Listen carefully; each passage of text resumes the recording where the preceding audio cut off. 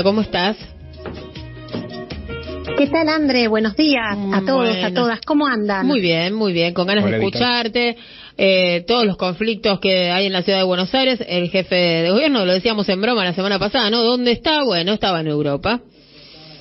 Exacto, no para de vacacionar y no para de irse de viaje. Mientras tanto, Buenos Aires es la ciudad de la furia, una ciudad colapsada por la lluvia, sin luz, en donde a todo esto además tenemos que sumarle la emergencia educativa en la ciudad de Buenos Aires. Y de eso quería charlar hoy un ratito con ustedes. Porque en realidad me parece que hay algunos números que tenemos que poder poner en contexto para entender la envergadura que tiene la emergencia educativa a muy poquitos días de empezar las clases. La matrícula educativa para el nivel primario en la ciudad de Buenos Aires es de 300.000 niñas y niños que más o menos se reparten mitad y mitad entre las escuelas de gestión pública y las escuelas de gestión privada.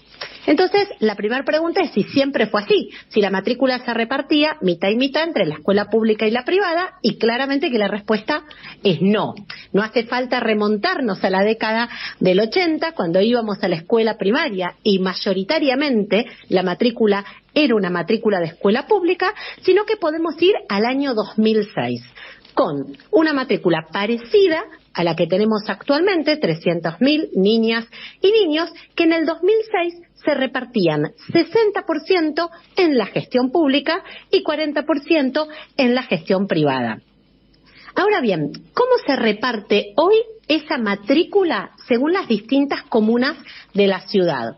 En el sur de la ciudad, en la comuna 4 y 8, estamos hablando de los barrios de Lugano, Soldati, comuna 8, comuna 4 estamos hablando de La Boca, de Barracas. Ahí, en el sur de la ciudad, el 70% de las niñas y niños concurren a la escuela pública y solo el 30% concurre a una escuela de gestión privada. Sin embargo, cuando nos vamos al norte de la ciudad, estos porcentajes se invierten. ¿Qué significa? Que en el norte de la ciudad, el 70% de las niñas y niños concurren a una escuela de gestión privada y solo el 30% a una escuela de gestión pública. Pero actualmente, en la ciudad de Buenos Aires, la totalidad de niñas y niños que van a la escuela primaria se reparten aproximadamente mitad y mitad. Para ser más exacta, el 52% va a la escuela pública y el 48% va a la escuela privada. Por lo tanto, el aumentazo de las cuotas de la escuela privada alcanza casi a la mitad de los hogares porteños.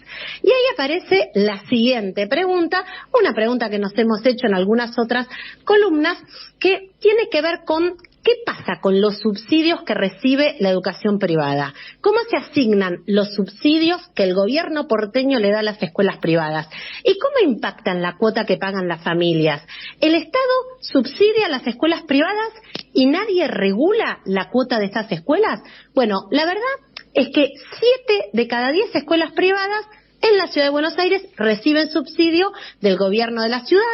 Y hay un número que es importante, a mí siempre me encantan los números, que es 8.000 millones de pesos. ¿Por qué? Porque el gobierno de la ciudad todos los meses destina aproximadamente 8.000 millones de pesos del presupuesto. Estoy dando números de fines del 2023 y estos 8.000 millones de pesos que por mes se da a modo de subsidio a la educación privada equivale a todo un año de infraestructura para mantener las escuelas públicas.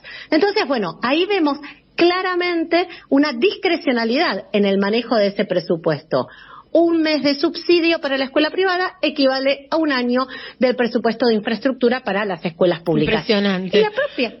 ¿Cómo es? Claro. Un mes del subsidio a las privadas es un año para infraestructura. Exactamente. Y la propia auditoría de la ciudad hace tiempo que viene advirtiendo que el criterio con el que la Dirección de Gestión Privada maneja esos subsidios no es transparente, no es claro. Y hay ejemplos que es importante poder poner en común. Por ejemplo, una escuela como River Plate tiene un subsidio del 60%. Solo en septiembre del año pasado recibió 25 millones de pesos. O tomando, por ejemplo, un colegio de barrio como el Colegio Santa Catalina, una escuela de Constitución que tiene un 80% de subsidio. Sin embargo, la cuota pasó a fin de año de 57.000 pesos a más de 100.000 pesos de matrícula para arrancar este año lectivo. Y el gobierno, el año pasado, en septiembre le dio más de 22 millones de pesos. Entonces, ¿qué es lo que pasa? El gobierno subsidia y, sin embargo, no regula. Fundamentalmente, lo que no regula son las cuotas. Ahora bien, las escuelas privadas que no tienen ningún subsidio, que como les contaba son las menos, tenían un decreto que establecía que los aumentos tenían que ser aprobados en estas escuelas privadas sin subsidio por la mayoría de la comunidad educativa.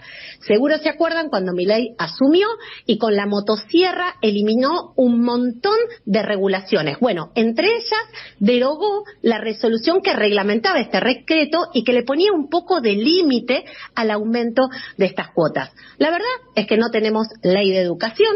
Esa ley de educación tiene que establecer criterios para participación de la comunidad educativa, tiene que establecer criterios para financiar a los establecimientos privados, dándole prioridad a las instituciones que tienen estudiantes con mayor vulnerabilidad, un criterio, ¿sí?, basado en la justicia social, en un principio de justicia social, porque aparte así lo establece la Constitución de la ciudad. Sin ley y sin regulación, hace 20 años que la ciudad viene subsidiando sin transparencia y sin ningún criterio a la educación privada.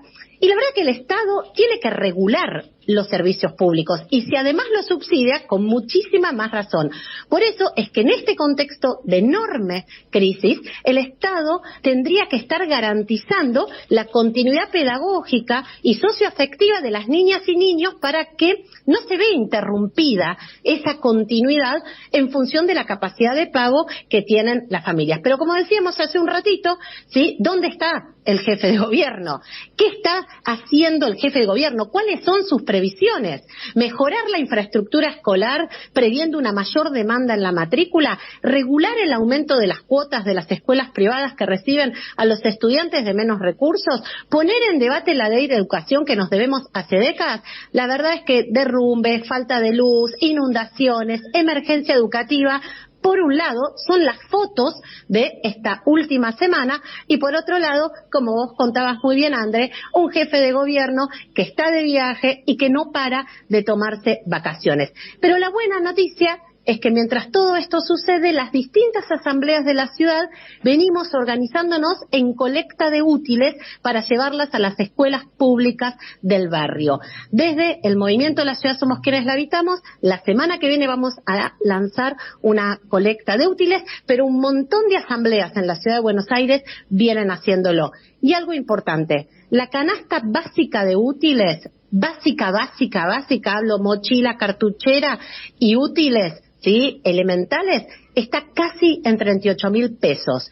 Y si a eso le sumamos un guardapolvo que no baja de los 15.000 pesos, una familia con 2 niños en edad escolar necesita más de 100.000 pesos para comprarle lo más básico y un delantal a cada uno. No estamos hablando de uniforme, de ropa deportiva, de libros. Así que la verdad es que estamos en un escenario sumamente crítico a muy poquitos días de comenzar las clases y que por supuesto, sí, a veces se ve un poco opacado por la agenda nacional.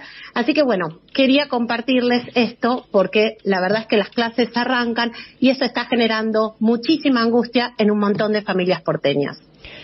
Bueno, Evita, impresionante tu informe y lógicamente también, además de todos estos problemas, ¿no?, de subsidios y de cómo, bueno, la ciudad de Buenos Aires destina fondos a unos y a otros no, a otros los desfinancia, viene también todo el debate y toda la discusión por el inicio de clases, el salario docente, en fin, todo un capítulo que va a sumar conflictividad sobre esta agenda. Absolutamente, así que es una agenda para seguir de cerca, sin duda. Bien, un abrazo grande.